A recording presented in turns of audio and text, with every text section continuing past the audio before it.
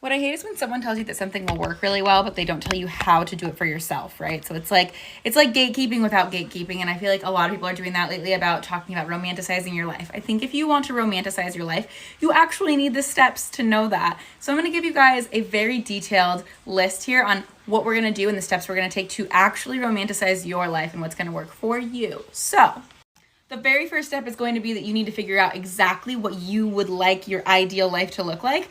And this is going to take a little bit of research. So the first thing I want you to do is I want you to go on any of those like personality quiz type of apps. I'm serious. I want you to know your human design, your whole birth chart for astrology. I want you to know your Briggs-Meyer, your Enneagram, any of those types of things. I want you to have a detailed list of every single thing that you are and actually look into it and read up on it. Because at first, before we do anything else about romanticizing your life, you need to know who you are, and it's fun. It's fun. Remember the old Cosmopolitan magazines and like the personality quizzes? Come on, it's fun. Just start there first. Then, from there, I want you to forget about the vacation part of your life, that 20% or 10% of your life that's already going to be easy to romanticize, going out with friends, going to concerts, going on vacation. And we're going to think about the things in your day that are day-to-day things, daily tasks, weekly tasks, and things that you just don't look forward to. So let's make a list of all the things that we don't look forward to first, the things that are actually kind of messing up your flow and making your mental space a little crowded. What are those things for you?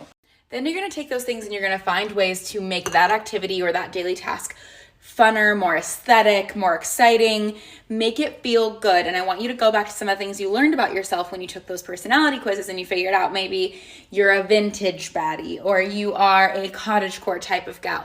Think of these things as your core beliefs. Think about a lot of things that you love, things that would describe your style, your aesthetic, your ideal home decor. Go to Pinterest, figure out what you like about these things, and don't worry, we're gonna do this on a budget. Then there's a few things from here we can do. We can find out ways to make things more aesthetic. Hey, I thrifted a lot of my decor, my glasses, things that just make little things like cooking, like having my glass of water in the morning or my tea, things that I can do to make these tasks and these times of day more fun, more romantic, make me feel a little bougier, getting dressed, making things more aesthetically pleasing. So the first step is to find ways we can change the aesthetic around a lot of these times of day or tasks that we have to do. So change the aesthetic. Then, if you can't change the aesthetic, change the playlist, okay? Add music, make some playlists, find some cool people on Spotify, okay? And if you can't do that, and last but not least, if you can't find anything that you can do to make this more aesthetic or more entertaining or listen to something cool while you're doing it, pair it with something you love to do. Laundry, my glass of wine. It makes it fun. I'm going to share with you some of my favorite ways to romanticize my life. If you're thinking, what the heck is romanticizing your life? To me, it's about doing small little things every day to kind of stop yourself from just going through the motions of your day-to-day life and really enjoy it. Number one, I have to say it, light candles. Don't forget to blow them out. Number two is to wear cute little lounge sets more. I got this one from Amazon. Amazon has so many cute ones, TJ Maxx.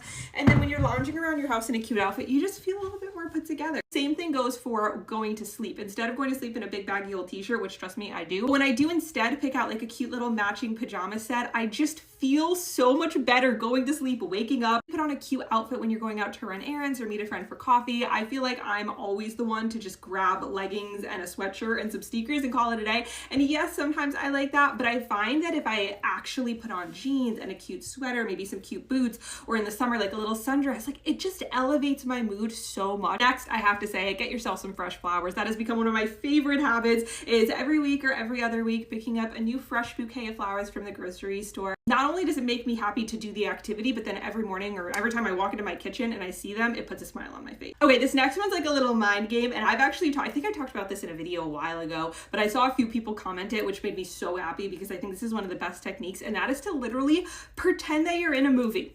I know, it can sound a little bit delusional, right? But you know when you watch somebody in a movie or a TV show and their life just seems so cool, even when they're doing the most mundane, ordinary things? I think that's because we're romanticizing it. Like, you're romanticizing their life. So you just have to take that feeling that you have towards them doing that ordinary thing and bring it to yourself. Okay, this is another fun one. When you're doing cleaning or an organization project or something, instead of just playing music on like your speaker or whatever. Put in headphones and listen to the music through your headphones. I don't know what it is about this, but it just gets me in the zone so much more. And I just feel like I'm so much more, I don't know why I got up to demonstrate that. Maybe it's that it's like drowning out any background noise, but whether it's music or a podcast, if I pop in some headphones and I get my cleaning done, I just feel so much more present in the moment. I guess this next one kind of hops off of that one, and this is to be more present in every single moment that you have, whether you are on a walk, really take in the nature, all of the sights that you're looking at. If you're having like your coffee in the morning, really savor every single sip and like think to yourself, this tastes so good. Instead of just like chugging it, do you know what I mean? Like enjoy it. If you're in the shower or the bath, really concentrate on like the warm water and how good it feels. Focusing in on those senses when you're experiencing one and trying to drown everything else out and just enjoy it. Next, this is such a small random one, but it is to put perfume on even if you're not going anywhere. I work from home most of the time. You know, by the time Tim gets home in the evening, this is worn off. I mean, sometimes I'll reapply it, but I guess my point is that it's literally for nobody else but myself. Nobody else is going to be smelling me. That's another thing about romanticizing your life. Doing little tiny things that don't necessarily affect anybody else, but they're solely for you and to make your day better or happier or whatever it may be. Another thing is jewelry. Again, I mean, yes, I'm filming now, but even when I'm not filming and I'm just working from home, because I do work a full-time job from home, I still always put on earrings. I always put on a little necklace, my rings, because they just make me feel good. They make me feel good about myself. Let me know if you want a part 2. If you watch until this part, comment, I'm worth it, because you are worth romanticizing your life. You are worth all of these small little habits and things that you add into your day to make yourself feel special. So just to remind yourself, comment, I am worth it if you watch until this part. Okay, I love you, bye.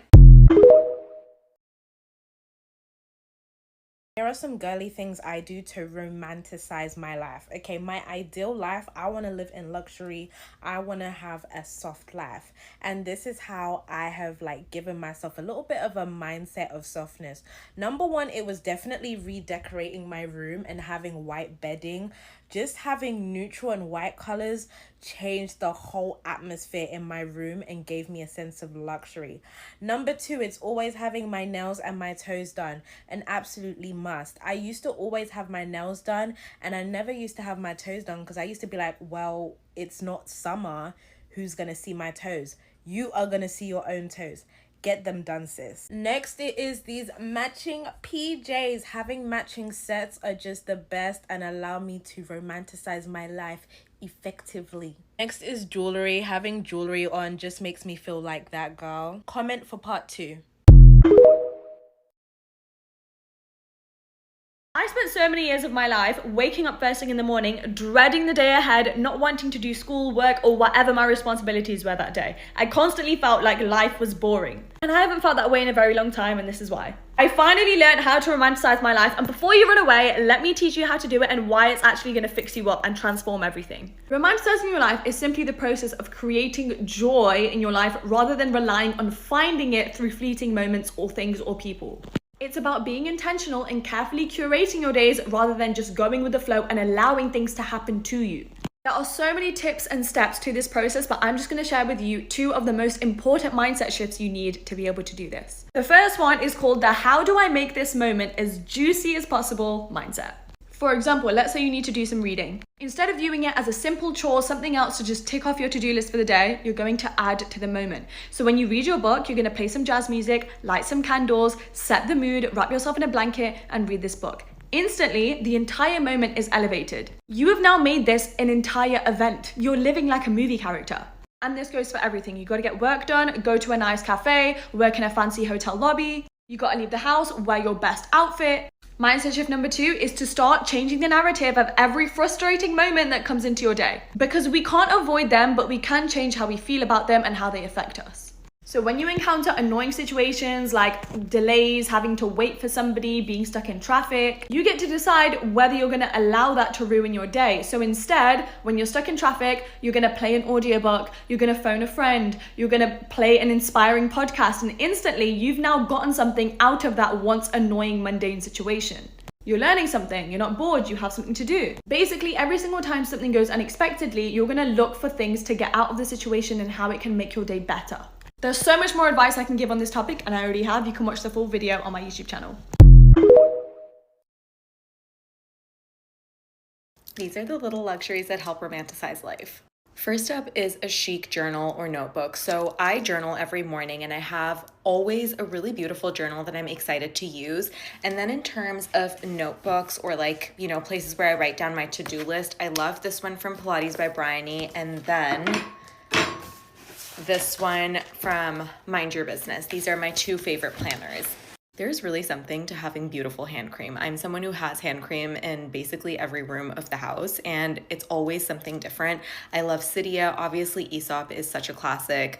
I have even a Dior one over here, which is so cute. Rare Beauty, honestly, anywhere, whatever speaks to you. Tell me there's a bigger luxury than taking all the time in the world on a weekend to walk to your favorite cafe to get your favorite drink. Like, this is my favorite activity of all time. This is niche, but as someone who is perpetually writing things down, I love having a personalized pen. My one is Array branded, but I feel like you can do whatever you want with this or just buy a cute pen on Amazon. Again, this is such a luxury. I love going to the farmer's market on a Sunday. I'm not even necessarily buying anything extensive, but just picking up a few little things, whether it's like fresh, vegetables or fruit, some eggs maybe, whatever it is, it just makes me really happy. Truly tell me a better feeling than getting out of the shower, putting on this like fluffy, cozy robe, and then just doing nothing. That is elite. Listen, at the end of the day, I'm just a girl, and I cannot be the only one who is so excited to play with new makeup.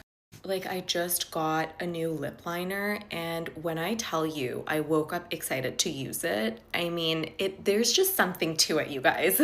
So I've found that having a really beautiful dishwashing area has gotten me a little bit more excited about the idea of doing my dishes. So I love that my dishwashing area has like a matching dish soap and hand soap. And again, this doesn't have to be expensive. You can get, those really beautiful branded bottles on Amazon. They're like, they look chic, and then you can pour whatever dish soap and hand soap in there. But I just think that having that area done up really nicely romanticizes the act of washing dishes. Let me know your little luxuries to romanticize life.